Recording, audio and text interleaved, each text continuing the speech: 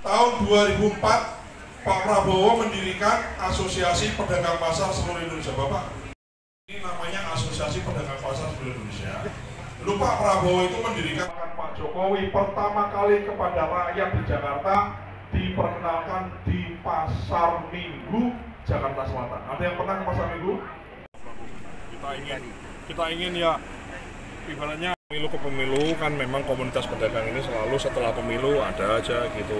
Nah akhirnya saya menangkap sinyal-sinyal di daerah, ya ini kan sebetulnya saya datang bukan top down kasih perintah orang suruh bentuk, enggak, tapi memang ada komunitas-komunitas pedagang pasar, pedagang kaki lima, pedagang UMKM lah khususnya, yang memang mereka ingin punya positioning political position yang jelas gitu. Karena jumlahnya banyak, sehingga ingin juga nasibnya itu keberadaan mereka yang banyak ini mewarnai dengan cara apa? Mengkonsolidasi dan memobilisasi mereka menjadi satu gerakan yang kita wadahi di Papua. Kenapa?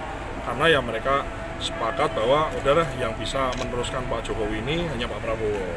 Yang ngerti pedagang UMKM, pedagang tradisional ini selain Pak Jokowi tentu Pak Prabowo. Ya, saya safari ini sebetulnya lebih banyak karena ada keinginan ajakan-ajakan untuk mendeklarasikan mereka. Ini setelah ini kita ke kabupaten lain, terus dan seterusnya. Gitu.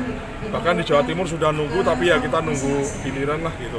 Ya, jadi ini memang kita ini istilahnya menangkap sinyal-sinyal dari bawah.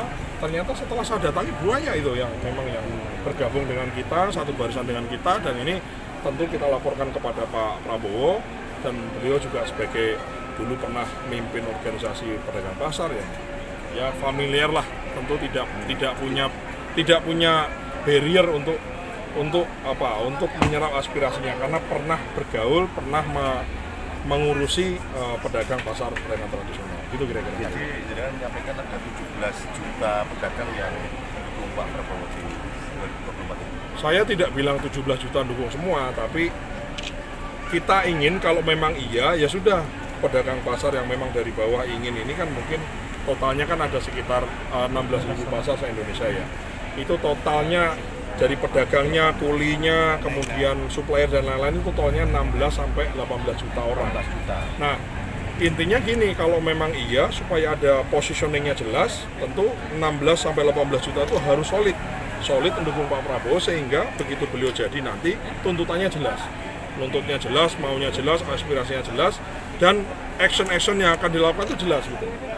Buat saya pribadi, karena saya yang diminta sebagai ketua pembinanya, tentu tidak sulit bagi saya kalau Pak Prabowo jadi presiden untuk mewujudkan aspirasi pedagang pasar tadi, karena Pak Prabowo pernah mimpin organisasi ini, sehingga kita enak ngomongnya gitu aja sih sebetulnya.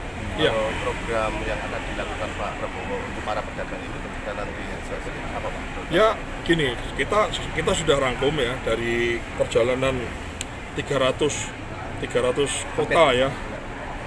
Ya kan, hampir 400 pasar kita kunjungi ya, seluruh Indonesia. Itu rata-rata keluhannya kan infrastruktur pasarnya ya, kemudian akses modal, akses barang, sama yang ketiga itu masalah peningkatan SDM ya, khususnya karena ada pasar online dan seterusnya. Jadi yang kita tangkap 4 ini yang kita sudah sampaikan ke Pak Prabowo, dan Pak Prabowo menyanggupi bahwa satu, pasar memang harus direvitalisasi, tapi harus adil, jangan kayak yang lain-lain banyak kan udah dibangun ternyata biasanya lebih kecil, terus udaranya lebih gak jelas ya terusnya. Kita sih intinya ingin pasar yang dibangun, infrastruktur yang dibangun, revitalisasi tadi itu, pedagang pasar dilibatkan dalam pembangunannya. Pak Prabowo sudah setuju. Akses modal sudah oke, setuju. Akses barang tentu, kita nanti komunitas pedagang ini nggak boleh tergantung dari 1-2, tapi harus punya banyak alternatif sumber barang. Yang keempat, mau nggak mau, suka tidak suka, online ini keniscayaan, nggak bisa dilawan. Mau tidak mau, ya pedagangnya kan banyak yang sepuh ya, memang harus anak-anaknya harus kita latih untuk supaya bisa bersaing di online. Khususnya pedagang tradisional yang dagangannya itu pakaian sama aksesoris cepet-cepet itu loh, itu kan kalah sama online. Kalau yang sayur sih nggak ada masalah, tetap tukang sayur pagi-pagi itu tetap masih mendominasi, tapi yang khusus urusan online ini kita banyak ya, hampir semua pasar tradisional itu mengeluhkan itu. Itu sih program 4 yang memang kita serap dari bawah, dan kita sudah sampaikan ke calon presiden kita Pak Prabowo, dan beliau sudah sepakati. Kami DPC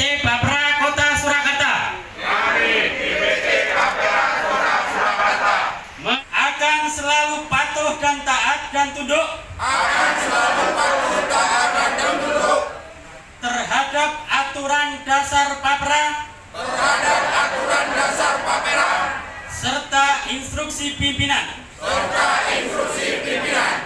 Kami DPC Papera Kota Surakarta. Satu komando. Kami DPC Papera Kota Surakarta. Siap mengawal dan memenangkan Partai Gerindra.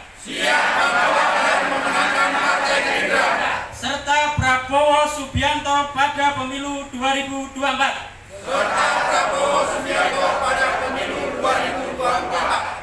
Dengan semangat menjaga persatuan dan kesatuan. Agar pesta demokrasi berlangsung damai.